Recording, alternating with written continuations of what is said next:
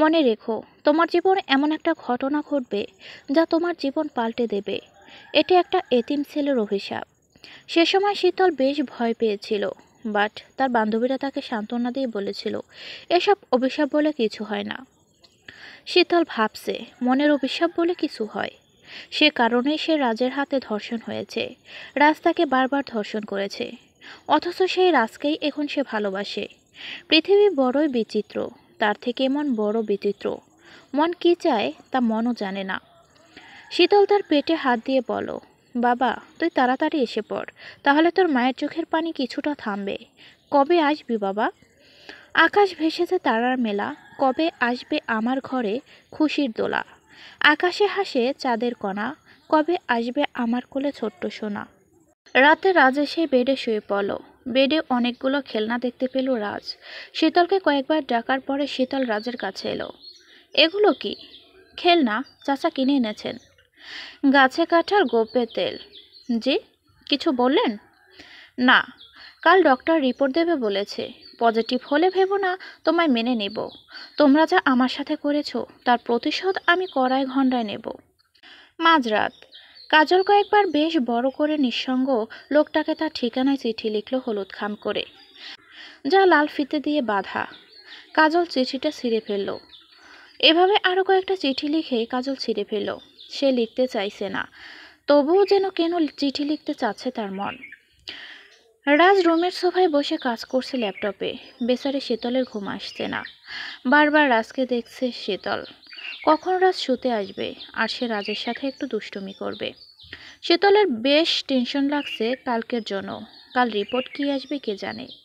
Report negative আসলে শীতল মরে যাবে। শীতলের ঘুম আসছে না। এ সময় তার পাশে কাউকে প্রয়োজন, বাট কেউ নেই। শীতলের মন শুধু রাজকেই খুঁজছে, বাট রাজের মন আর ভালোবাসা অন্ধ হয়ে আছে শীতলের জন্য। সেজন্য শীতলের মনের ডাক রাজের মধ্যে পৌঁছাচ্ছে না। ভোর হয়েছে, আজও শীতল রাজকে নিজের পাশে দেখতে পেল না। শীতল মাথায় হাত দিয়ে বলে, আল্লাহ, কবে আমি ওনাকে ঘুমন্ত অবস্থায় দেখতে পাবো? সেই সৌভাগ্য আমার কবে হবে? রাজ সকাল সকাল রিপোর্ট কালেক্ট করতে গিয়েছে, অন্য কাউকে পাঠায়নি, কারণ হয়তো বাবা হওয়ার খবরটা নিজেই সবার আগে জানতে চায়। শীতল বারান্দায় দাঁড়িয়ে থেকে রাজের অপেক্ষা করতে লাগলো, কখন আসবে রাজ আর কখন সে শুনতে পাবে মা হওয়ার কথা। কাজল বেশ চিন্তা ভাবনা করে চিঠি লিখে পাঠিয়েছে বিজ্ঞাপনের সেই ঠিকানায়। আশ্চর্যের বিষয় ছিল চিঠিতে কোথাও লোকের নাম লেখা নেই, শুধু কোথায় চিঠি পাঠাতে হবে সেটা ঠিকানা লেখা আছে। হঠাৎ শীতল রাজের গাড়ি দেখতে পেল। রাজ গাড়ি পার্কিং করে মেন রোডে ঢুকছে। রাজের হাতে ফাইল দেখা যাচ্ছে। শীতল দৌড়ে সিঁড়ি দিয়ে নামতে নামতে রাজের দিকে তাকালো। রাজের মুখ দেখে মনে হচ্ছে কিছু ঘটেনি, নর্মালি দেখাচ্ছে রাজকে। শীতলের বুক কেঁপে উঠল। রাজ শীতলের দিকে নর্মালি তাকালো আর ফাইলটা দিয়ে উপরে চলে গেল। শীতল ফাইলটা আল্লাহর নাম নিয়ে খোলে। রিপোর্ট দেখে শীতলের মাথা ঘুরে যায়। শীতলের বুক যেন চুরমার ক্ষতবিক্ষত হয়ে গিয়েছে। শীতল তলিয়ে যাচ্ছে একটা অজানা জগতে। শীতলের চোখে অন্ধকার নেমে এসেছে, কিছুই দেখতে পাচ্ছে না শীতল। হঠাৎ শীতল ফিল করলো কেউ তার হাত ধরেছে, তাকে যেন মায়াবী শান্তিনীর ফেরেস্তার মতো দেখতে, যার ছোঁয়ায় শান্তি লাগছে। শীতলের জ্ঞান ফিরল রাতে। চাচা শীতলের মাথায় হাত রেখে চলে গেল। খালা চোখের পানি মুছতে মুছতে বাহিরে চলে গেল। কাজল শীতলের মাথায় হাত বুলিয়ে দিচ্ছে। শীতলের এখন কাজলের ছোঁয়ায় কিছুটা শান্তি লাগছে। রাজ নর্মালি সোফায় বসে ল্যাপটপে কাজ করছে, যেন কিছুই হয়নি। বৌরানী, প্লিজ কষ্ট পেও না, যা হয় ভালোর জন্যই হয়। সব কিছু ঠিক হয়ে যাবে, দেখো এখন ওই ওষুধটা খাও, তোমার বিশ্রাম প্রয়োজন। কাজল ওষুধ খাইয়ে রুম থেকে চলে গেল। যাওয়ার সময় রাজকে উদ্দেশ্য করে বলো, দাদা ভাই, তুমি মেশিন নও, তাই মানুষের মতো বিহেভ করো বৌরানীর সাথে। তোমার নিজেকে পাল্টানো দরকার। একটা লাইফ সেটাকে প্রিয়জনের সাথে সাজাও। মিথ্যা অহংকার করে প্রতিশোধের নেশায় এই একটা লাইফে ওয়েস্ট করে দিও না প্লিজ। পরে এমন না হয় তুমি অনুতাপে ভুগছো। আজকে যাকে মূল্য দিচ্ছ না, কালকে তার জন্যই বেঁচে থাকতে চাইবে। তার একটু কাছে থাকার জন্য 7 বার মরতেও চাইবে। তার একটু কষ্টে পৃথিবী ধ্বংস করে দিতে চাইবে। তাই এখন থেকেই ছোট ছোট সুখগুলোকে ধরে রাখো। রাজ সোফা থেকে নর্মালি শার্টের হাতা ফোল্ড করে কাজলের সামনে এসে বলো, আমার পৃথিবী শুধুই আমি। আমার বেঁচে থাকার জন্য কাউকে প্রয়োজন নেই। আমি যা করি তা আমার জন্য ঠিক। এই পৃথিবীতে সুখ বলতে কিছুই নেই, সব কিছুই মায়া।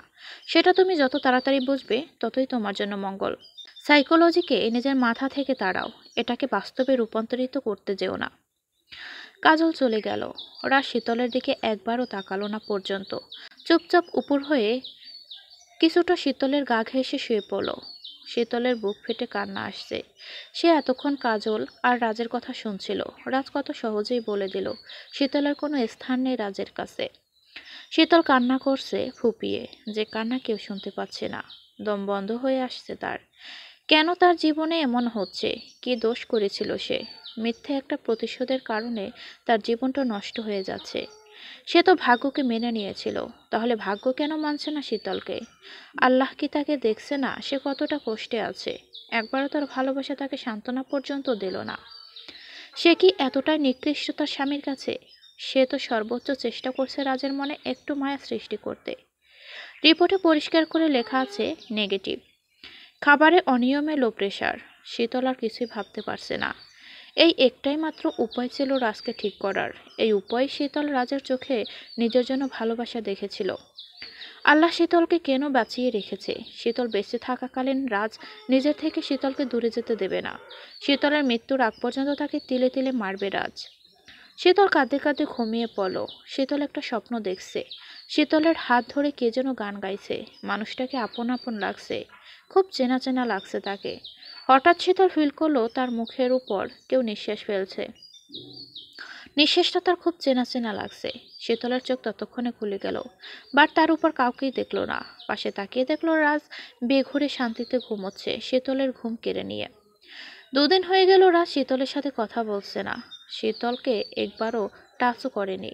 শীতল একটু চুপচাপ হয়ে গিয়েছে। শীতল হয়তো শোকে মরেই যেত, বাট কাজলের কারণে যেন বেঁচে আছে। কাজল বিভিন্ন উপায় করে শীতলের মন ভালো করার চেষ্টা করে। বিভিন্ন গল্পের বই পড়ে শোনায় কাজল শীতলকে। কাজল এতটা আহত হয়নি শীতল মা হবে না বলে, কারণ সে আগে থেকে অ্যাকসেপ্ট করেনি এমন কিছু হবে। বাট শীতলের কষ্ট দেখে তার মন খারাপ হয়। অন্য আরেকটা বিষয়েও কাজলের মন খারাপ। এখনো চিঠির উত্তর পায়নি কাজল, সে বিজ্ঞাপনের লোকের। হয়তো লোককে আরও অনেকেই চিঠি পাঠিয়েছে। সেখানে কাজলের ছোট হলুদ রঙের লাল পেপারে লেখা অগোছালো চিঠি। বড়ই বেমানান মানুষের মন খুব বিচিত্র। সহজে পাওয়া জিনিস প্রতি কোনো মূল্যায়ন করে না। কাজল দুপুরে শীতলকে খাইয়ে দিচ্ছে। শীতল খেতেই চাচ্ছিল না। রাজকে খাবারের জন্য ফোনে জিজ্ঞাসা করতে রাজ ধমক দিয়ে ফোন কেটে দেয়। কাজল শীতলকে খাইয়ে দিয়ে একটু বিশিয়ারে একটা ফানি ভিডিও দেখার জন্য জোর করে সোফায় বসিয়ে রাখে। ভিডিওটা দেখে কাজল হাসতে শুরু করে। কাজলের হাসি দেখে শীতলের হাসি পেল না। কাজল সেটা দেখে রেগে শীতলকে গুদগুতি দেয়। এবার শীতলও হেসে ফেলে। বৌরানী, কেন মনমরা হয়ে থাকো তুমি? এতদিন চেষ্টা করেছো, আরও কিছুদিন চেষ্টা করো, দেখবে আল্লাহ তোমায় নিরাশ করবে না। তোমার কপালে এত সুখ লেখা আছে কি বলবো। খুব শীঘ্রই এমন একটা ঘটনা ঘটবে যা তোমার জীবনকে পাল্টে দেবে। কয়েকদিন হয়ে গেল শীতল শুয়ে আছে। রাজ বেডে বসে কাজ করছে। কাজল জোর করে শীতলকে সুন্দর করে সাজিয়েছে। গায়ে মন মাতানো পারফিউম লাগিয়ে দিয়েছে শীতলের। রাজ একটু পরপর শীতলের দিকে তাকাচ্ছে। শীতল অবশ্য সেটা খেয়াল করছে না।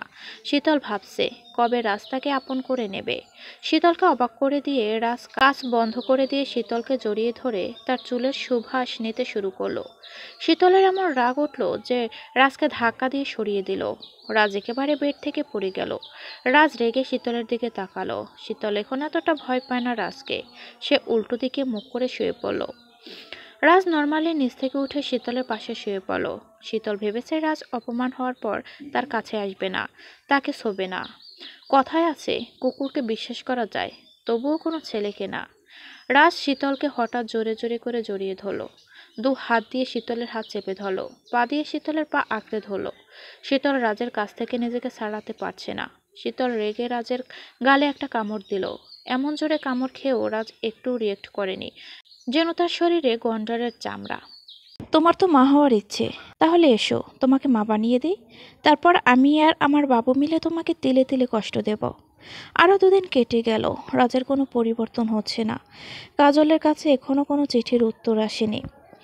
শীতল আর কাজল একদিন শপিংয়ে গেল। অনেক কেনাকাটার পর গাড়িতে বসতে গিয়ে শীতলকে কে যেন ডেকে উঠল নাম ধরে। শীতল পেছনে তাকিয়ে দেখে তার মা। শীতলের মা শীতলকে দেখে জড়িয়ে ধরল। শীতলের মা জোর করে শীতলকে বাড়ি যেতে বলল। কাজল শীতলকে অভয় দিয়ে বাড়ি যেতে বলল। শীতলের হঠাৎ মনে পড়ল বাড়ি গেলে ভাইয়ের কাছ থেকে কোনো ক্লু নিশ্চয়ই পাওয়া যাবে রোজার। রোদ মাঝে মাঝে ডায়েরি লিখত। আজও টেবিলে বসে একটা ডায়েরি কি যেন লিখছে। আমার অন্ধ প্রেম। আর কিছু লিখতে পারল না। তার আগেই রোদ তার বাবার চিৎকার শুনো। রোদ রুম থেকে নিচে নেমে শীতলকে দেখল। শীতলের বাবা শীতলকে বাড়ি থেকে বের করে দিতে চাচ্ছে। শীতল তার বাবার পা ধরে মিনতি করছে তার সাথে একটু কথা বলার জন্য। শীতলের বাবা, দেখো মিসেস রাজ, আপনি এখান থেকে চলে যান। আপনার স্বামী জানতে পারলে সমস্যা হবে। আপনি এখন এই বাড়ির মেয়ে না, এখন আপনি অন্য কারো বাড়ির বউ। বাবা, এমন করে আমায় পর করে দিও না প্লিজ। আমার কথা একটু শোনো। কোনো কথা শুনবো না আপনার। আপনার স্বামীর সোসাইটিতে সম্মান না থাকতে পারে, বাট আমার আছে। আমার এখন একটা সন্তান, আর সেটা হলো রোদ। কাজল শীতলকে টানছে এখান থেকে চলে যেতে। শীতলের মা আঁচল দিয়ে মুখ মুছছে। এমন সময় রোদ তার বাবাকে বলে সে বাড়ি থেকে চলে যাবে যদি শীতলকে বাড়িতে থাকতে না দেয়। পরিবেশ বেশ থমথমে হলো। রোদের বাবা কিছু না বলে সিঁড়ি দিয়ে উপরে চলে গেল, রোদিকে একবার তাকিয়ে। রোদকে দেখে শীতল রোদের বুকে ঝাঁপিয়ে পড়ে। ভাই বোন দুজনেই কাঁদছে। দূর পাগলি, কাঁদছিস কেন? রাজকে আমি চিনি তো। সে আমার কলেজার টুকরো বোনের চোখে পানি আসতে দেয় না নিশ্চয়ই। সেজন্য তোর চোখের পানি জমিয়ে রেখেছিলি যেন আমার বুকে এসে কাঁদতে পারিস, তাই না? শীতল মনে মনে বলো, ভাইয়েরে, তুমি তো জানো না তোমার বন্ধু আমার চোখের পানি বেশি ভালোবাসে। আমার মুখে কখনো হাসি আসতে দেয় না। কান্না আমার নিত্যদিনের সাথী। তুমি তো জানো না তোমার বোনকে কিভাবে প্রতিদিন ধর্ষণ করা হয়। এগুলো জানলে তুমি তো আমার স্বামীকে টুকরো টুকরো করেই ফেলবে। এজন্য কখনো তোমায় আমার কষ্টগুলো বলতে পারবো না। রোদ নিজের ঘরে নিয়ে গেল শীতল আর কাজলকে। শীতলের হঠাৎ চোখে পড়ল রোদের ডায়েরিটা। এই ডায়েরিতে রোদ তার সব কথা লিখে। নিশ্চয়ই রোজার বিষয়েও কিছু লেখা আছে। ডায়েরিটা নিয়ে এখান থেকে যেতে হবে। এদিকে রাজ অফিস থেকে এসে পড়েছে। সিকিউরিটি জানিয়েছে শীতল আর কাজল এখন কোথায় আছে। রাজ শীতলের মুখোমুখি দাঁড়িয়ে আছে। চাচা আর খালা তাদের বিষয়ে কিছুই জানে না। কাজল অবশ্য আন্দাজ করছে রাজ আর শীতলের সম্পর্ক কীরকম। রাজ কাজলকে নিজের রুমে লক করে রেখেছে। চাচাকে অন্য একটা কাজে পাঠিয়েছে রাজ, আর খালাকে বাজারে পাঠানো হয়েছে। তোমার এত বড় সাহস কী করে হলো ডালি? আমার কথা অমান্য করে কেন তুমি ওদের সাথে দেখা করলে? কাজল ভয় ভয় বলো, আমি যেচে দেখা করিনি। শপিং মলে মায়ের সাথে দেখা হয়েছে। মা আমাকে জোর করে নিয়ে গিয়েছিল। আমি তোমার স্বামী, আমি যা বলবো সেটাই তোমায় করতে হবে, আর এটাই তোমার আজীবনের ধর্ম। শীতল মাথা নিচু করে আছে। শীতল জানে রাজের সাথে তর্ক করে লাভ নেই, বরং ক্ষতি হবে তার কথা বাড়ালে। শতবার বোঝালেও রাজকে বোঝানো যাবে না। You stupid fool nonsense girl, চুপ করে আছো কেন? কথাটা বলেই রাজ সামনে থাকা টেবিলে লাথি দিল। সাথে সাথে টেবিল ভেঙে দুভাগ হয়ে গেল। দেখুন, আমি যেমন আপনার স্ত্রী তেমন আমি আমার বাবা মায়ের মেয়ে আর আমার ভাইয়ের বোন। আপনার প্রতি আমার যা দায়িত্ব আছে তা আমার পরিবারের প্রতিও আছে। আমার পরিবার আপনার সাথে কি করেছে নিতান্তই আপনার ব্যাপার। আমি সব কিছু জানি না, আর জানতেও চাই না। আপনি আমায় বলতেও ঘৃণা লাগছে। জোর করে আমায় বিয়ে করে এই নরকে আটকে রেখেছেন। আপনি যা বলেন তাই করি, বাট আমার নিজস্ব একান্ত বলে কিছু আছে যা সবার থাকে। আমি আমার পরিবারকে ছাড়তে পারবো না, কোনো মতেই আমি ছাড়তে পারবো না। এটা আপনি আপনার মাথায় ঢুকিয়ে নিন। কথাগুলো বলার পরপরই রাজ ঠাস করে শীতলকে থাপ্পড় মারল। শীতল থাপ্পড় খেয়ে পড়ে গেল ভাঙা টেবিলের কোণে। মাথাটা ফেটে গিয়ে ব্লিডিং হচ্ছে। রাজ সেদিকে খেয়াল করেনি। এত বড় সাহস, আমার মুখে মুখে কথা বলো? আমি যা বলবো তোমাকে তাই করতে হবে। শীতলের কিছুটা জ্ঞান আছে এখনো, পুরোপুরি জ্ঞান হারায়নি শীতল। রাজ আবার বলো, তোমার ভাইয়ের কারণে আমার বোন মারা গিয়েছে। তোমার ভাই আমার ছোট বোনকে খুন করেছে, প্রতারণা করেছে সে আমার বন্ধুত্বে। তুমি জানতে চাচ্ছিলে না কেন তোমাকে ধর্ষণ করা হয়েছিল? আমার বোন হত্যার প্রতিশোধের কারণে তোমার সাথে এমন করা হয়েছে। শীতল ফ্লোর থেকে উঠে দাঁড়ালো। রাজ আবার বলতে শুরু করলো, আমার বোনকে নিজের হাতে কবর দেওয়ার সময় আমি প্রতিজ্ঞা করেছিলাম, যে আমার থেকে আমার বোন কেড়ে নিয়েছে তার থেকে আমি তার বোনকেও কেড়ে নেব। তার বোনকে এমন শাস্তি দেব যে, আশা করি বুঝতে পেরেছো কি শাস্তি তোমায় দিচ্ছি। তোমার নিস্তার নেই শীতল। কিন্তু আপনি তো আমায় ভালোবাসেন, তাই না? বাসতাম, কিন্তু এখন তোমায় ভালোবাসি না। তুমি আমার চরম শত্রুর বোন, মানেই আমার শত্রু। তোমাকে ভালোবাসা যায় না, শুধু কষ্ট দেওয়া যায়। সারা জীবন তোমাকে কষ্ট দিয়ে যাব। প্রতিশোধ কিসের নিচ্ছেন আপনি? আমি কিছু করেছি আপনার সাথে? তুমি না করলেও তুমি আমার শত্রুর বোন। তোমাদের কারণে আমি আমার বোনকে হারিয়েছি। দেখুন, যা হয়েছে তা অনেক আগে। এখন আমি আপনার স্ত্রী। আমাদের বিয়ে হয়েছে। যেভাবেই হোক না কেন, আমরা এখন স্বামী স্ত্রী। আপনার কোথাও ভুল হচ্ছে। আপনার বোন আত্মহত্যা ভুল বুঝে করেছে। সেটা একটা অ্যাক্সিডেন্ট। আপনি প্রতিশোধের কথা ভুলে যান। প্রতিশোধ নিলে অনেকগুলো জীবন নষ্ট হয়ে যাবে। আমি আপনাকে মেনে নিয়েছি, আপনিও আমায় মেনে নিন। কি বললে তুমি? আমার বোনের মৃত্যু অ্যাক্সিডেন্ট? এত সহজে সব ভুলে যাব? তোমাকে ধর্ষণ করে বিয়ে করেছি, সেটা যদি তোমার ভাই জানে তাহলে কতটা কষ্ট পাবে ভাবতো। এত সুন্দর করে সবকিছু সাজিয়েছি কি ভুলে যাবার জন্য? দয়া করে সব ভুলে যান। প্রতিশোধ নিয়ে কি হবে? প্রতিশোধ নিলে আপনার বোনের আত্মা কষ্ট পাবে। তার চেয়ে বরং আমাকে মেনে নিন। ভাইয়াকে সব কিছু বলবেন না। ভাইয়াকে সরাসরি রোজার ব্যাপারে সব কিছু খুলে বলুন। হতে পারে আপনার ভুল ভাঙবে। আমি সব ভুলে গিয়েছি। আমি আপনার কোমল হৃদয় অনুভব করেছি। আমি আপনাকে ভালোবাসি। শীতল রাজার হাত ধরে কথাগুলো বলো। রাজ কথাগুলো শুনেই হাসতে শুরু করলো। তুমি আমায় ভালোবাসো? জি, হ্যাঁ। এটা আমায় বিশ্বাস করতে বলছো? বিশ্বাস করুন, আমি আপনাকে ভালোবাসি। আপনার সাথে সংসার করতে চাই। ভাই যেরকম বোনও তার মতো। তুমি আমার হাত থেকে বাঁচার জন্য আমাকে ফাঁসাতে চাচ্ছ? বাট কি বলো তো, আমাকে ফাঁসানো এত সহজ না। তোমার প্রতি আমার যে ভালোবাসা ছিল তা মরে গিয়েছে। আমার সাথে সুখে সংসার করার কথা ভুলেও ভেবো না। তোমার নিস্তার নেই আমার থেকে। রাজ শীতলের হাত ছাড়িয়ে রুম থেকে বেরিয়ে গেল। শীতল বসে পড়ল ফ্লোরে। শীতল ভেবে কুল পাচ্ছে না কিভাবে সে রাজের মন থেকে প্রতিশোধের আগুন নিভাবে। রাজ তো বিশ্বাস করলো না শীতল তাকে ভালোবাসছে, তার সাথে সংসার করতে চায়। শীতল তার বাড়ি থেকে আসার সময় রোদের ডায়েরি লুকিয়ে এনেছিল। বিকেল হয়েছে, রাজ বাসায় নেই। কাজল শীতলের মাথায় ব্যান্ডেজ বেঁধে দিয়েছে। কাজল শীতলকে বারবার বলছে রাজার শীতলের সব কথা খুলে বলতে, বাট শীতল বলছে সময় হলে খুলে বলবে। রাতে শীতল বেডে বসে বসে পুরো ডায়েরি পড়ে অবাক হয়ে গেল। রোদও রোজাকে ভালোবাসতো, বাট শীতলের বাবা রোদের বন্ধুর মেয়ের সাথে বিয়ে ঠিক করে রেখেছিল। শীতলের বাবা সেখানে কথা দিয়েছিল। শীতলের বাবা সোসাইটির একজন অতি সম্মানিত লোক। শীতলের বাবা রোদকে কসম দিয়েছে যেন নিজে পছন্দ মতো বিয়ে না করে। রোজা যেদিন রোদকে ভালোবাসার কথা জানায় সেদিন রোদ বলেছিল তার বিয়ে ঠিক হয়ে আছে। রোজা সেটা বিশ্বাস করেনি। রোদ রোজাকে সর্বোচ্চ বুঝিয়েছে, বাট রোজা বোঝেনি। বাড়ি ফেরার পথে রোজা সোজা রোডে দাঁড়িয়েছিল, যার কারণে তার মৃত্যু হয়।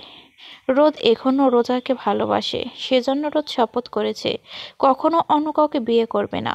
বাবা তাকে নিজের পছন্দ মতো বিয়ে করতে কসম দিয়েছে, বাট এটা বলেনি যে বাবার পছন্দ মতো বিয়ে করতেই হবে। রোদ রোজার ভালোবাসা নিয়েই মরতে চায়। শীতল ডায়েরি পড়া শেষ করে বারান্দায় গেল। তাদের জীবনটা পুরোটাই ভুল বোঝাবুঝির উপর চলছে। রোজার মৃত্যু একটা অ্যাক্সিডেন্ট, তাতে রোদের কোনো হাত নেই। রাজ রোদকে ভুল বুঝেছে। শীতল ভাবছে রাজকে এখন কিছু বলা যাবে না। এখন বলে সে কিছুই বিশ্বাস করবে না। তার চেয়ে বরং সে ধীরে ধীরে রাজকে বোঝাবে রোজার মৃত্যু একটা অ্যাক্সিডেন্ট। রোদ রোজাকে ধোঁকা দেয়নি। রোদ রোজাকে ভালোবাসে, যার জন্য সে কখনো বিয়ে না করার শপথ নিয়েছে। রোদ রোজার মৃত্যুর জন্য নিজেকে দায়ী করছে। শীতল প্ল্যান করে নিয়েছে ধীরে ধীরে রাজের ভুল ভাঙিয়ে নেবে আর রাজের মনে নিজের জায়গা করে নেবে। 2 দিন পর কাজলের কাছে চিঠির উত্তর এলো, সাথে একটা গিফটও পাঠিয়েছে সেই লোকটা। পারফিউম পাঠিয়েছে কাজলকে।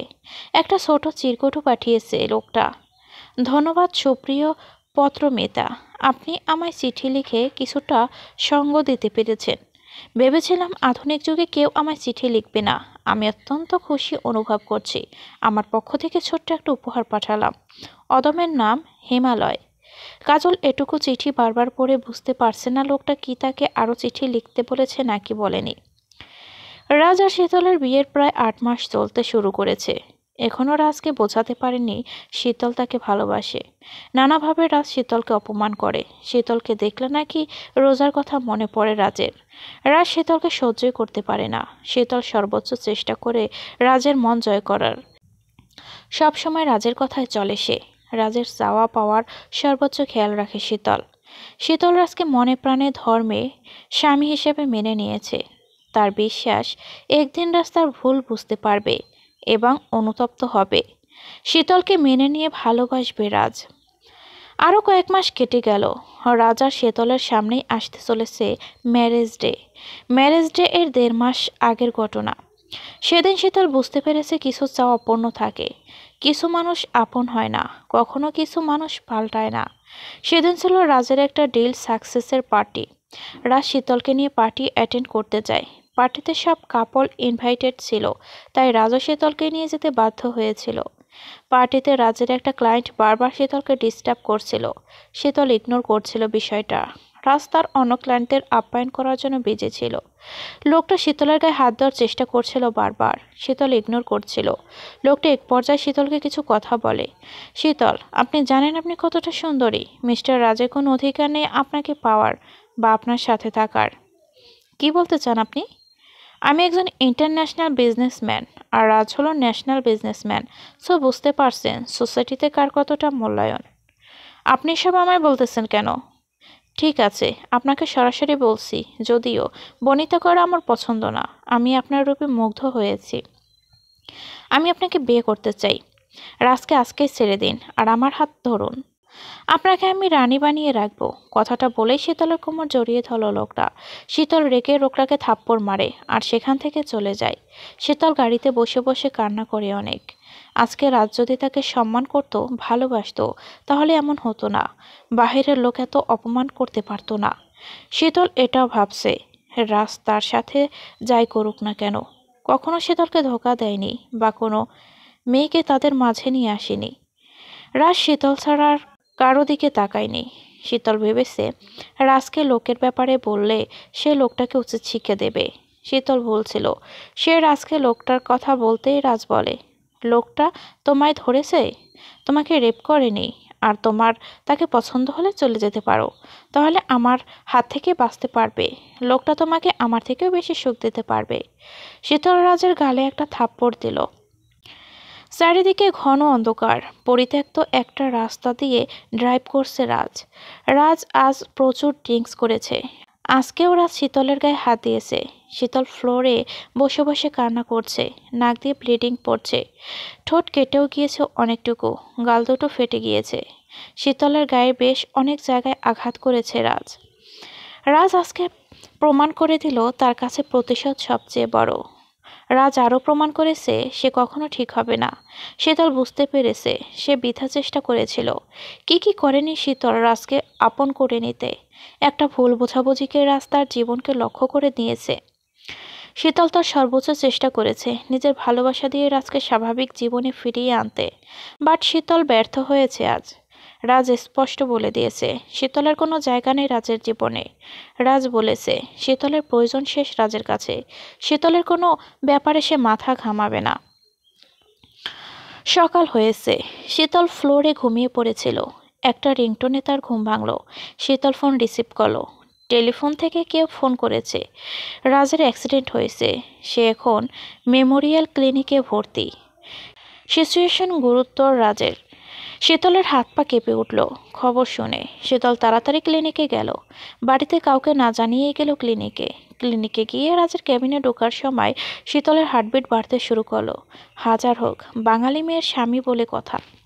রাজের পা ভেঙে গিয়েছে, একটা হাতও ভেঙেছে। শরীরের অনেক জায়গায় বেশ চোট লেগেছে। শীতল রাজকে এমন অবস্থায় দেখে জোরে জোরে কান্না শুরু করলো। রাজের জ্ঞান না ফেরা পর্যন্ত শীতল ক্লিনিকে নামাজ ঘরে নফল নামাজ পড়ল সারাদিন। রাজের জ্ঞান ফেরার পর রাজকে বাসায় শিফট করা হলো। ডক্টর বলেছে রাজ ঠিক নাও হতে পারে, বিকজ রাজের চোটগুলো বেশ বড় রকম ছিল। রাজ কখনো নিজের পায়ে দাঁড়াতেও পারবে না, এটা শীতল ভাবতেও পারছে না। রাজের জ্ঞান ফেরার পর শীতলকে দেখে রাজ অসহায় দৃষ্টি নিয়ে তাকিয়েছিল শীতলের দিকে। রাজ রাতে শীতলকে মেরে ধরে বলেছিল তার জীবন থেকে চলে যেতে। বাসায় রাজকে নিয়ে এসে স্বামীর পায়ে সকল সেবা উৎসর্গ করে দিতে থাকলো শীতল। শীতল সর্বোচ্চ চেষ্টা করছে রাজকে সুস্থ করে তুলতে। প্রতিদিন রাজকে ডক্টর এসে দেখে যায়। শীতল কোনো নার্সের উপর ভরসা করতে পারেনি, তাই শীতল নিজেই নার্সের সকল কাজ করলো। শীতল দিনরাত এক করে দিল রাজকে সুস্থ করতে। শীতল ঠিকমতো একদিনও খায়নি, ঘুমায়নি। রাজ এতদিনে শীতলের সাথে একটাও কথা বলেনি। শীতল শুধু প্রয়োজনীয় কথাবার্তা বলতো রাজের সাথে। রাজ শীতলকে খুব কাছ থেকে দেখলো। শীতলের মায়াবতীর রূপের আগেও দেখেছে রাজ। কতটা ধৈর্য দান করেছে আল্লাহ শীতলকে, যার জন্য এত কিছুর পরও স্বামীর সেবা করে যাচ্ছে। স্বামীর জন্য নিজের জীবনকেও জীবন মনে করছে না। সব সময় রাজের পাশে থাকে। রাজকে খাওয়ানো, গোসল করানো থেকে শুরু করে প্রায় সবকিছু শীতল নিজের হাতে করে। শীতল রাতে প্রায় পুরোটা সময় ধরে জায়নামাজে বসে বসে রাজের জন্য দোয়া করে।